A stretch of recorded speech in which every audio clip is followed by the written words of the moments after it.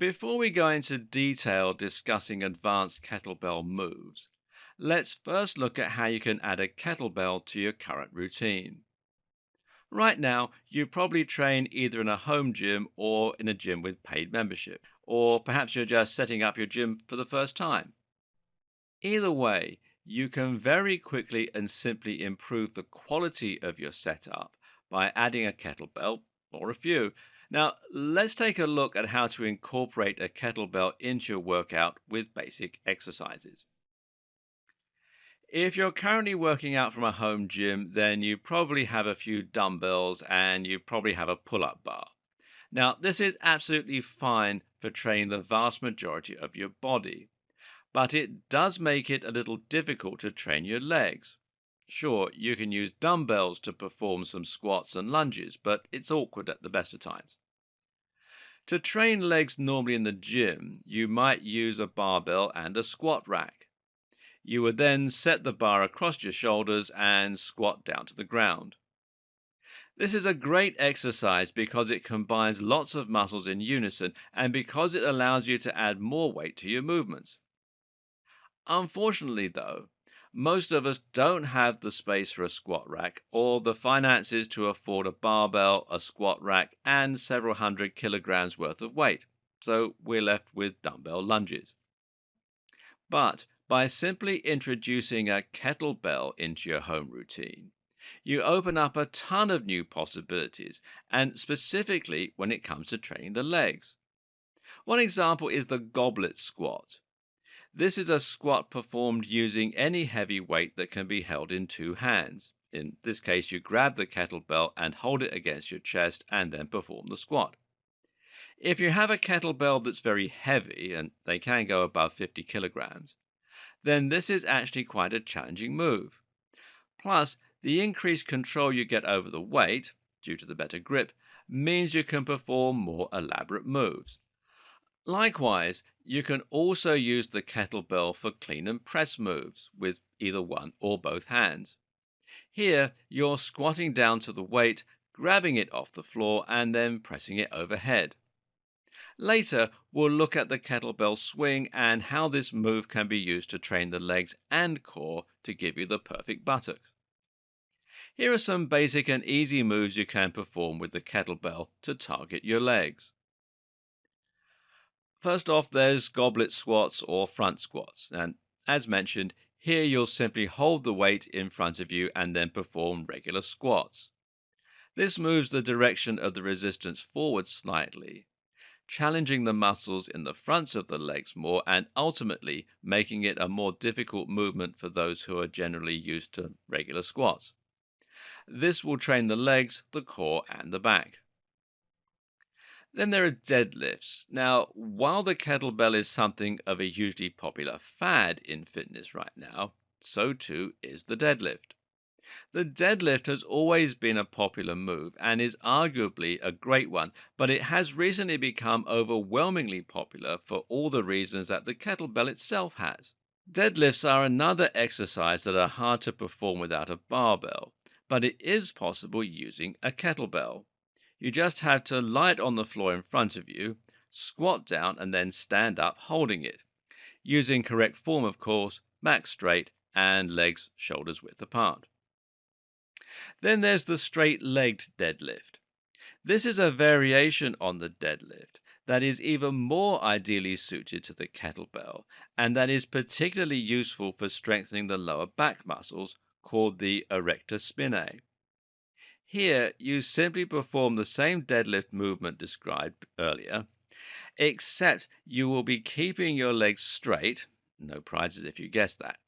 Simply pivot at the waist, grab the kettlebell, and then clean lift it straight up. Then there's clean and press. Now, the one-armed clean and press is a particularly effective move when performed with a kettlebell. With it on the ground, simply squat down to grab it, and then stand up, curl it up to your shoulder, and then press it above your hand, and this should dangle from your hand as you do this. This movement is excellent because it trains almost the entire body, combining a curling movement, a squatting movement, and a pressing movement. What's more is that it challenges you to lift a heavy weight on just one side of your body, which in turn means you need to engage the smaller stabilizing muscles even more, particularly the obliques that are located on either side of your abdominal muscles. Then there's the squat press. Hold the kettlebell from either side, either by cupping the underside of the kettlebell on either side or by holding onto the handle from both sides. Now squat and lower the kettlebell, then stand up and press the kettlebell over your head. Essentially, you are combining a simple squat with a simple shoulder press, and this is a fantastic way to train the entire body. Finally, there's the lunge press. Stand holding the kettlebell in one hand and then lunge forward while pressing the weight above you in one hand. You can perform this either by keeping your arm extended the entire time or by pressing it up each time you lunge forward.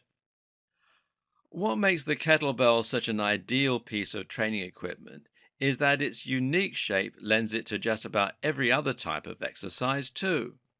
You can use this to train pulling movements such as curls, rows, and even lateral rises. At the same time, though, you can use it to perform presses, simply holding the kettlebell from underneath with two hands or grasping onto the handle from either side. Or for the vast range of other pulling movements, you can use it like a dumbbell. This means that you can perform kettlebell curls. Simply hold the handle in one hand using an underhand grip and then lift it up and through the arch movement of a curl, and this will train the biceps. The kettlebell hammer curl, and this is a more different variation that moves the center of gravity considerably to make a more difficult movement. Just hold the handle so that the body of the kettlebell is pointing out sideways and curl it in front of your body. This means you're using a neutral grip and it will really challenge the forearms to keep the kettlebell steady in that position. This will train the biceps as well as the forearms. Then there's the chest press. Lie on the ground or on a bench and hold the kettlebell in two hands over the center of your sternum. Lower and then press upwards. This way you can perform what is essentially a bench press, except that you're bringing the arms closer together and thereby making it into a more of a tricep-centric movement. This will train the pecs, the serratus muscles, the triceps, and the shoulders. Then there's the shoulder press. You can perform this either by holding the kettlebell from either side and pressing it upwards, or by holding the kettlebell underneath and doing the same. This will train the shoulders and the pecs. Then there's the one-armed shoulder press. Simply hold the kettlebell in one hand by the handle, so that it's hanging by the side of your arm, and press it above yourself on just the one side. You can do this either sitting down or standing up, and this will train the shoulders. There's kettlebell lateral raise. Take a lighter kettlebell in one hand and then raise your arm out to the side, keeping your elbow straight and pivoting at the shoulder. This will train the outer shoulder, the medial deltoid head. Now, the shoulder muscle has three heads that can be targeted individually. There are kettlebell upward raises, and this is the same movement as before, except now you'll be raising the kettlebell directly up in front of you and lowering it again, keeping straight arms. This works the anterior deltoid, the front muscle head on the shoulder. There are kettlebell reverse flies. Now you're going to take two kettlebells, one in each hand, and then lean slightly forward with them hanging in front of you, arms bent. Now, keeping your arms in that position, raise the kettlebells up behind you like you're a chicken flapping its wings. This will train the rear deltoids and should look like the opposite to a fly in terms of the motion. Which leads to the next one, which is kettlebell flies. And yes, we can also perform regular flies.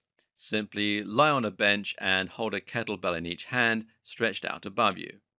Now lower the kettlebells out to the sides and then pull them back up into the middle. And this will train the pectoral muscles. There's kettlebell row. To perform a row, kneel down on a bench and place one hand in front of your knee so that your back is parallel with the ground and with the bench itself. Now grasp the kettlebell in just one hand and raise your arm up directly in order to use your lat muscles. If you don't have a bench, then you can perform the same movement by placing one hand against a wall or by leaning forward and placing a hand on your own upper leg. This will train the lats. There's the kettlebell upward row.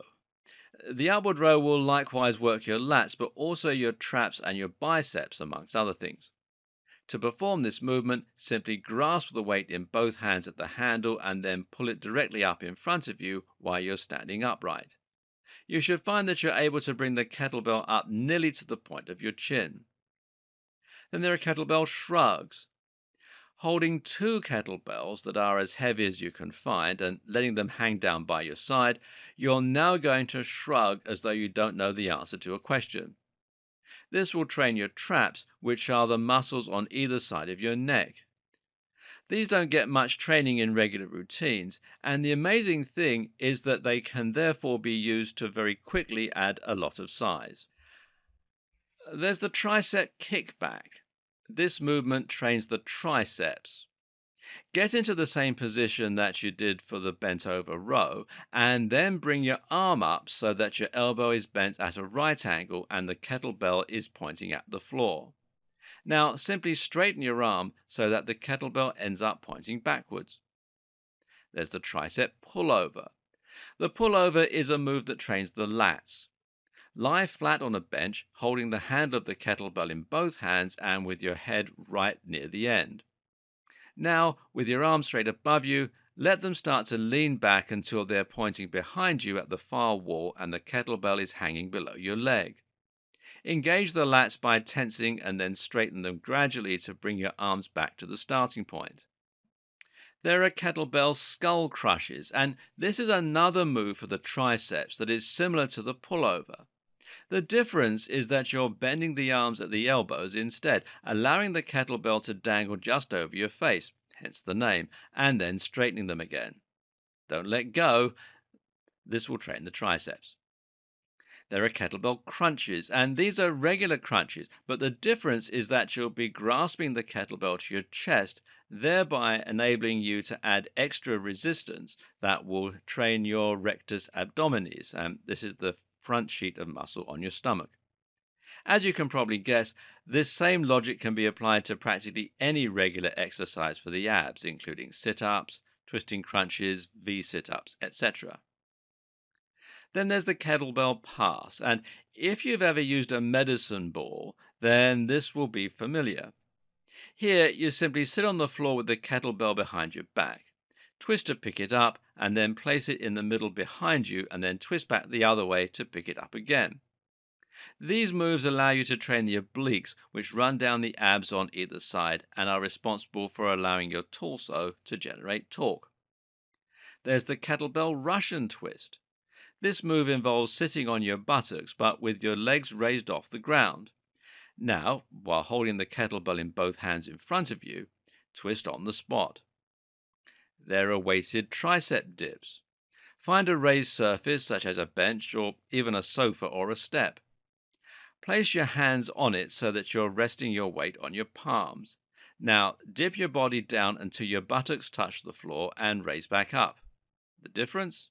You're going to place a kettlebell on your lap for added resistance. And finally, there's the kettlebell tricep extension. This is much like a skull crusher, but the difference is that you're standing up. Simply hold the kettlebell in both hands and hang it behind your head so that your arms are bent back over your face.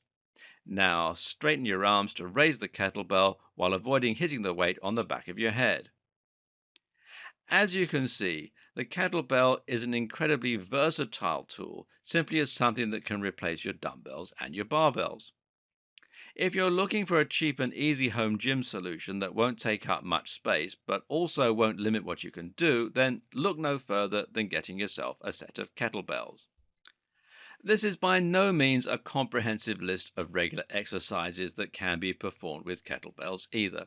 Suffice to say that kettlebells truly allow you to train the entire body and can be an entire gym solution on their own. But that's not really what's exciting about a kettlebell. What's exciting about the kettlebell are all the functional training possibilities that we discussed in the last video. For that, you're going to need some more exciting movements that are definitely exclusive to the kettlebell. And as it just so happens, you'll be able to find those in the next video of this series.